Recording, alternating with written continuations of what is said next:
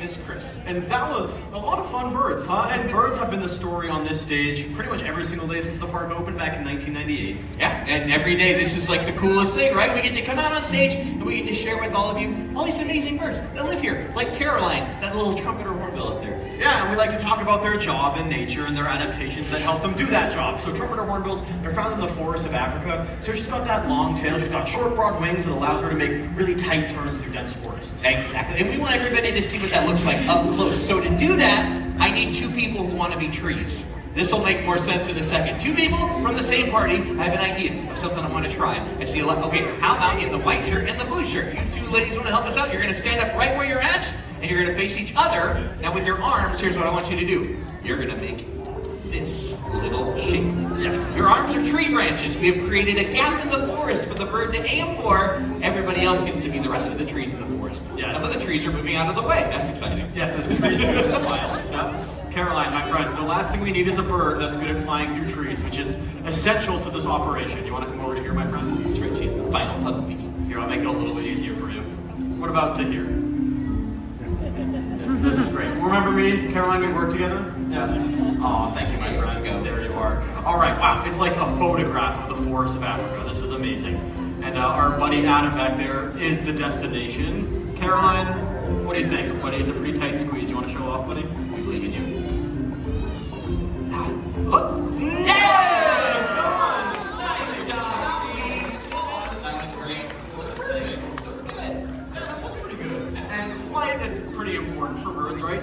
For these birds, it also helps them, fly through the forest. And while they're doing that, they're catching flying insects right out of the air. Flying insects right out of the air. Who wants to see that?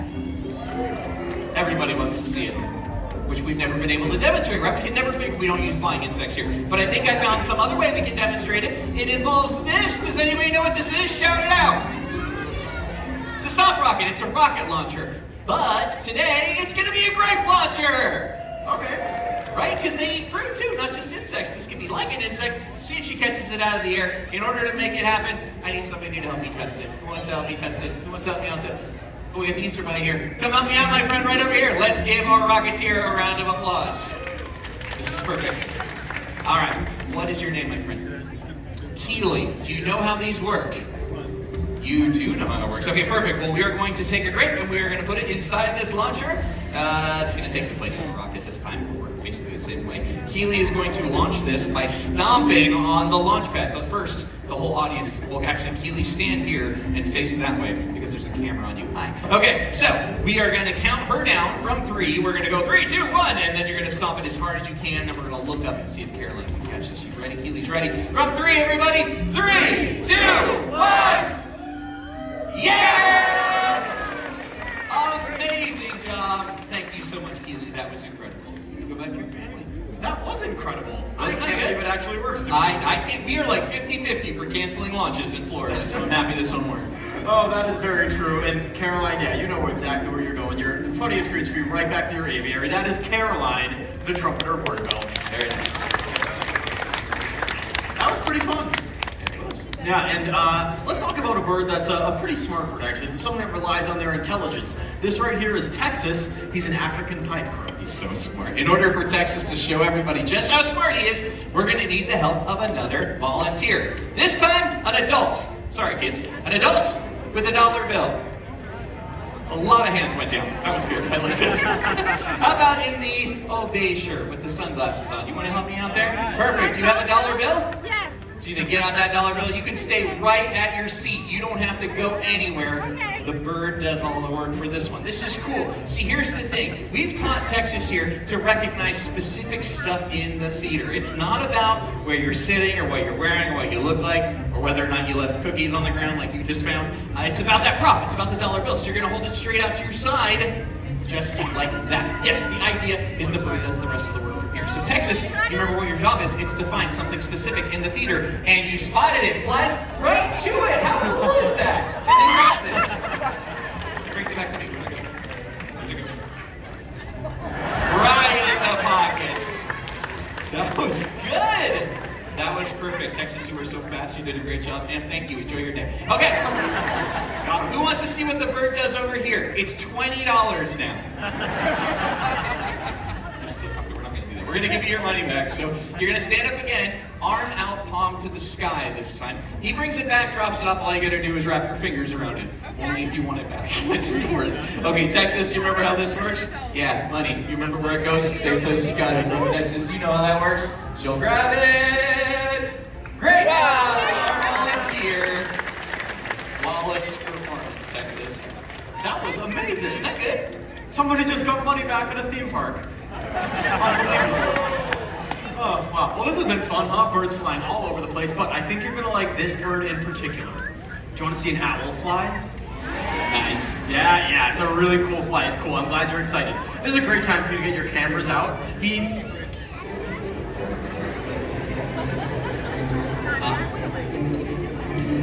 There's another one. Oh, okay. What? Fed up? Okay, yeah. What are you doing? Fed up? Excuse me, what are you doing now? Fed up, there's an owl coming. Yeah, okay. No, that's a good point. Chickens and owls aren't friends. Remember we talked about this? You folks know about the circle of life? We're not going to demonstrate it, so I'm going to go with her. Chickens in the back. Josh is going to do some fun owl stuff. You come with me? Okay, This way. Great. Yeah, Feta, you have so much to live for. Okay. Feta, Gouda, and Panera will all be safe and sound with Chris. I have no idea what that was about, but we are still going to go with an owl. We are going to meet Jupiter, and Jupiter is a great horned owl. It's one of the largest and most widespread owl species in all of North America, and he's a handsome little guy, isn't he? And he's going to take some big flights throughout the theater, and especially right through here. He likes to fly nice and low, and if you duck, he just flies lower, so don't even worry about it. Jupiter, my friend, what do you think? Okay, bye, Jupiter. Yeah, remember you have a job to do out here, buddy. Yeah, right through there, right back there. Those are your feet, they are still attached. Yep, you're good. Yep, landing gear is a go. You are cleared for takeoff.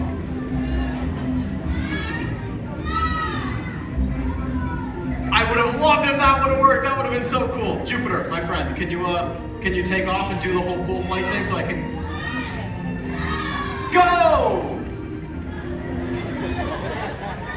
That's great. Well, he is showing off, I guess he is showing off one of his cooler adaptations, right? You see those great big eyes? He's got great big yellow eyes that are enormous in his head. If an owl were the size of a human, its eyes would be about the size of his fists. What that means is they have very sensitive eyesight. It also means they need to be able to rotate their head around, right? We all know about that. It also means there isn't a lot of space for a big brain, if you know what I'm saying. But when he takes this next flight across the theater, listen closely, because you probably won't hear a thing. Owls are ambush predators built to fly almost silently that allows them to sneak up on their prey. Jupiter, my friend, you want to show that off, buddy, given how well the last flight went?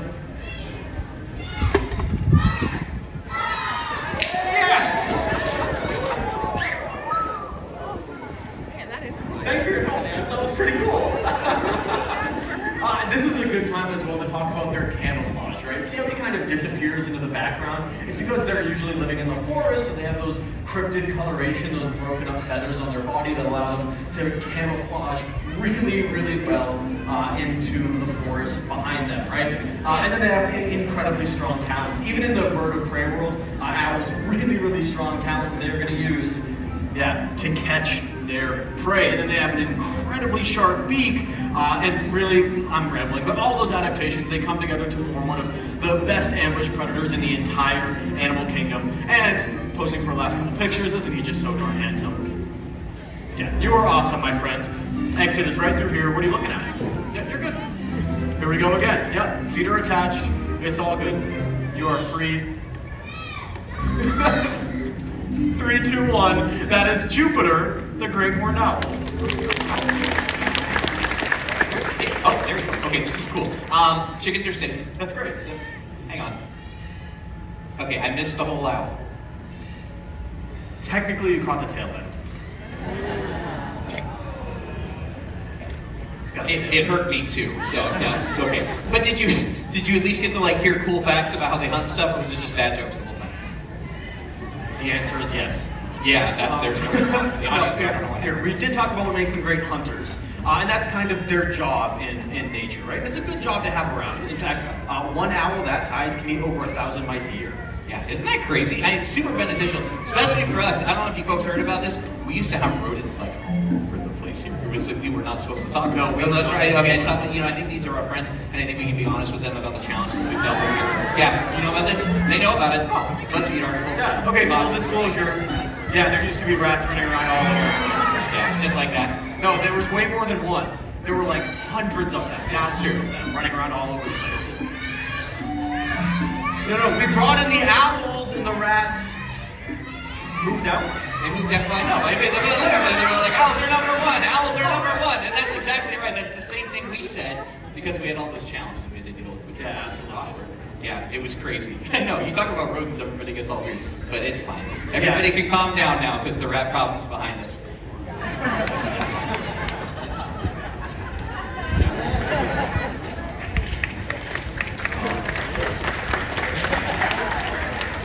Called pity applause, but that is solicited applause. We love this true. Okay, but I have a better idea that involves more birds. You guys want to see a little training session? Impromptu idea we came up with backstage. It's actually TJ's idea. What if we bring out one of our birds, teach him to do something brand new? Because we have all these amazing animals in this show. People always want to know, how do they know to do this? Why don't they just fly away and go to the pot? We could teach, I don't know, like Kendi or somebody, like how to do it. I'll teach him how to do a turn in a circle on the rock. You can talk about how behavior works. No, that's actually a very... Build a new behavior as part of the show. Okay, yeah, I'm here for this. Okay, so it all starts with what Chris just did, right? He gave Kendi a treat. But we're not just, you're going to see us do that a lot, we're not just willy-nilly giving these birds treats. What we're doing is we're giving the birds information for you just did a correct behavior. And she just untied my shoe. Did she? She did. Please don't give her a treat for that. What? No, she's on the rock. I want her to come to the rock. That's what I'm reinforcing the behavior of being on the rock. That's why I want to see it more in the future. Okay, no, that's good. Well, you want to kind of be careful about where you're giving them treats, right? Because the idea is that you're reinforcing behaviors, right? It's like when you're... I'm reinforcing behaviors. Yes. That was good. That was way better than the turn in a circle, you have to admit. Objectively, yeah, kind of fun, kind of cute. It's not so good. But I also don't think she should be practicing that behavior, so maybe we should just put her home and move on with the show. Why? It was funny. We should let her... Look at that! I don't think Speaking of letting her practice, she can go to straight streets. Okay, no, I'm going to cover her. Wait, let her do it. Come on.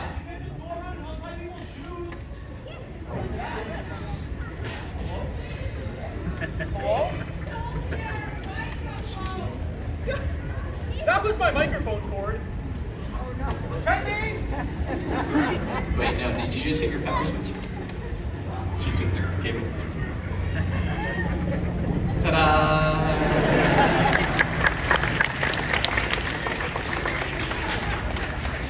Bird show cops. We're in trouble. Do we have a backup? We have a backup, right? Okay, yeah, okay, so we have a backup that's in the back, and we can just have somebody bring it to you, plug it in, we pretend like this didn't happen. So, or somebody could, it's a two-person show. Hi. Did you like the shoelaces? Yeah? Josh did not. That's fine. Do you guys want to meet another bird? Should probably do bird stuff at a bird show, huh? Okay, we're gonna skip ahead. 2 seconds, just give me a second. Guys in the back? Hey, Amanda? Perfect. Amanda, can somebody bring out keto? Yeah, we can?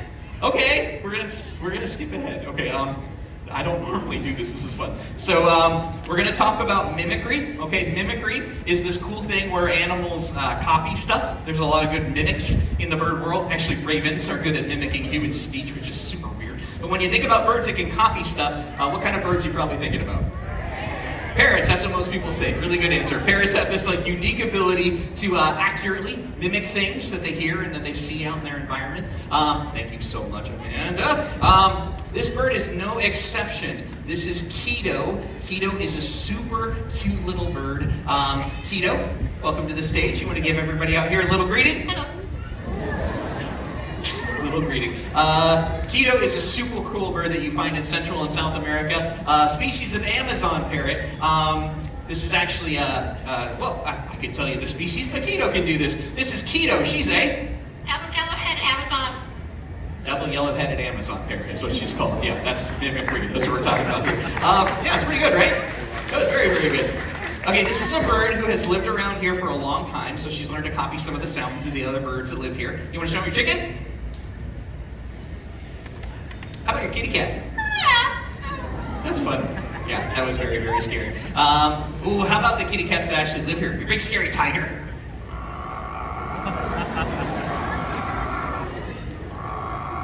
Yeah, that's way more fun than a chicken. That was cool. I like that. That was very, very fun. And this is not a bird we actually have here, so I don't know where you picked this up. How about your kookaburra?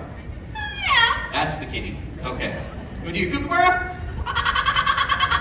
Laughing kookaburra. I like that. That's very, very fun. You know a lot about bird stuff. Okay. My favorite thing about Keto, though, is she has another behavior that's a little more complicated. She has a little song that she'll sometimes sing. You guys want to see if Keto will sing? Okay. But you're lighter now, so that might be a good thing. Okay. Keto, I know I'm not normally the one who does this with you, but we'd really, really like it. You can take your time to warm up. Keto, let's sing.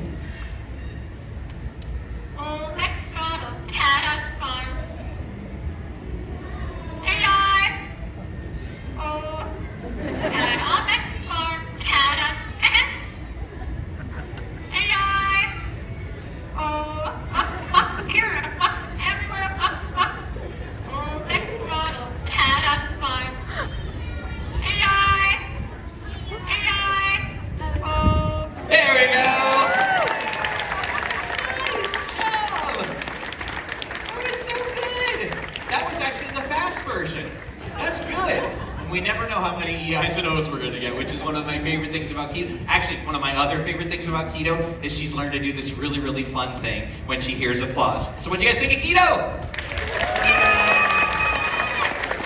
So good. I love that little cheer, and I can sing with you all day, but we got to figure out what happened to Josh and do the rest of the show. How about we say bye-bye? That's Keto! The double yellow-headed Amazon parrot. Such a fun little bird. You did a wonderful job, little one. Yes, you did. These birds are super, super fun. Keto is adorable. One of the coolest parrots that we have here. But based on that behavior, I want to make sure you understand this bird is not normal. Here's what I mean by that. I don't want you to think you just go to a pet store, buy a bird, and they're going to sing and talk and do that kind of stuff. No. That's not how it works. The vast majority of parrots never learn to mimic anything that sounds even remotely like human speech. Hello. Hi. Josh is back, ladies and gentlemen. Hi, everyone. Thanks. Thank you so much. And your shoes are tight. That's good. Yes. Okay. We brought out Keto. I hope that's okay. I heard I love it. Skipped ahead. Yeah, well, I mean, Keto is super fun. We want to make sure everybody knows that not only is the fun stuff she does on stage super rare, but there's another thing you got to think about with parrots, right? You bring something like this into your household as a pet, there are tremendous challenges you will almost definitely have to deal with. Yes, I'm glad you pointed it out. Yeah, and we all really love Keto. We really do. But a parrot in the home, most of them will not do the singing, talking stuff. What they will all do is scream really loud, and for a surprisingly long time, too. Not to mention they can bite hard, put holes in your furniture, and even little Amazons can live, 50, 60 years? Yeah, it's like a lifetime commitment. Yeah. I have no idea what's next. I'm sorry. I just brought That's this okay. up. We came with a better plan. Yeah, we Okay. changed things up. We thought because Keto was a little on the smaller side, we could show someone a little bigger. Bigger. Okay. Surprise. Yeah, so I'm gonna take it. Yeah, good idea. Everyone, this is Boris, and Boris is a Marabou stork. It's one of the largest flighted birds in the world, actually. They're found in the African savanna, and this wingspan is about 11 feet across. That is a big bird, yeah, absolutely. Also a super important bird because they're scavengers. You folks know what scavengers eat? That stuff. Yeah, carrion is what we call it. An animal dies in the wild, and something has to clean it up. That's where scavengers come into play, right? Stops the spread of disease. Also, like, returns nitrogen to the soil. Super important. I mean, they're like nature's recyclers, right? That's awesome. Yeah, and in that way, they serve as our friendly reminder to do a little bit of recycling ourselves. And now he is going to show us a Marabou stork at maximum speed and power.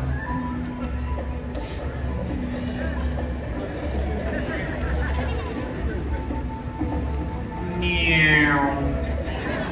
Boris, the Marabou stork. Did you guys like the pterodactyl? It's good, right? Oh, that was good. Things are just dying to meet him. Get a vulture humor, scavenger joke. Yeah, maybe we should carry on. Look, a bird. I know, another bird. Yeah, he kind of snuck in on us. Up there is a beautiful African crowned crane. His name is Fraser. Yeah, Fraser Crane. No? Okay, one person loved it.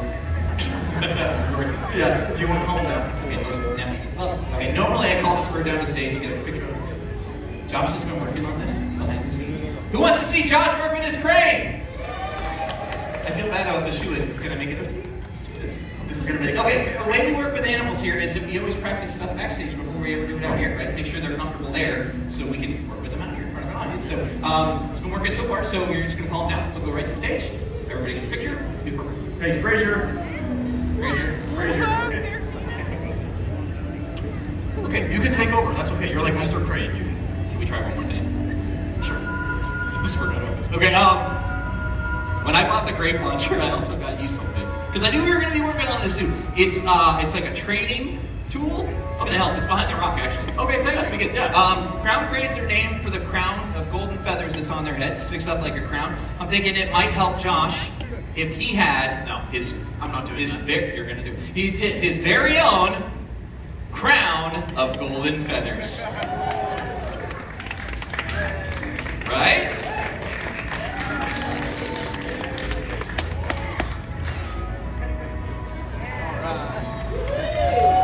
Do not poo-poo, it's not what I usually do. No, it's good.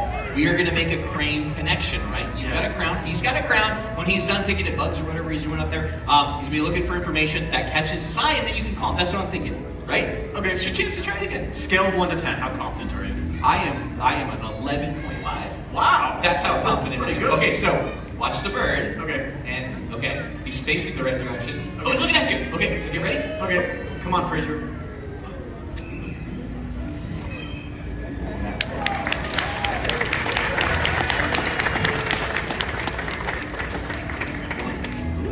Was it really the hat? Was it the hat? 100% it was. No, it was not the hat. No, it was you, man. You've been putting practice into this, and practice makes perfect for birds, just like for people. Wow. Hat aside, that was actually pretty cool. Awesome. And that, wait for it. That was Frazier Crane, everyone. Guy Fieri, everyone. Okay. No, come on, man. You're a good sport. The hat is weird, and it's not important. But the relationship we have with our animals, that's super important, right? And also the relationship everybody here has with nature. Because here's the thing, guys. We are the only species on this planet that can protect other animals, which means we can do incredible things. Yeah, that's a really, really good point. And I can't think of a better story to tell about our collective relationship with wildlife than the story of the national bird of the United States of America, the bald eagle. Everyone, this is Hope, and when she was younger, she got really, really sick, and so because of that, she had to live in human care. She never developed the skills she needed to survive in the wild. But she does help us tell a pretty amazing story. You see, just a few decades ago, the numbers of the bald eagle were dropping rapidly, so much so that they were placed on the endangered species list, and it was feared future generations would never be able to see them in the wild ever again. But then, people, kind of like all of us here, they came together and they took notice, and importantly, they took action, and they started cleaning up waterways and stopped using chemical pesticides like DDT that played a huge role in their decline. Yeah, exactly. So people made changes, and that brought a species back from the brink of extinction. And the best part is, everybody's efforts paid off, and the bald eagle's numbers started to rise, and they rose so high, they were taken off the endangered species list.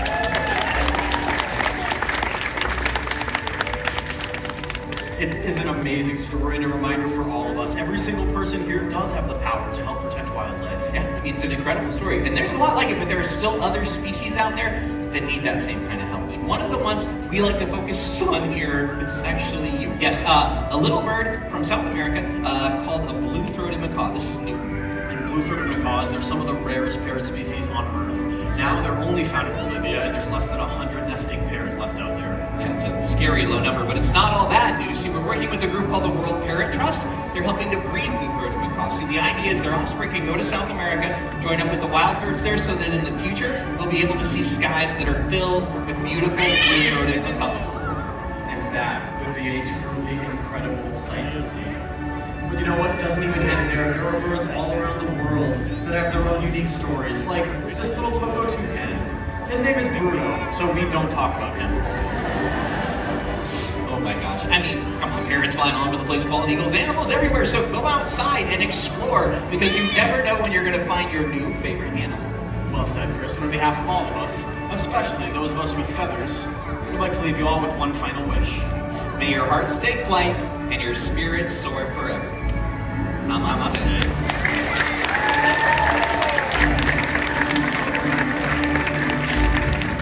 Thank you so much for joining us, folks. Please enjoy the rest of your day here at Disney's Animal Kingdom. Take care. Bye, everyone. Subscribe to WDW Magazine and escape to Walt Disney World every single month. This large format glossy magazine is filled with content, not ads. Subscribe now and don't miss another month of magic.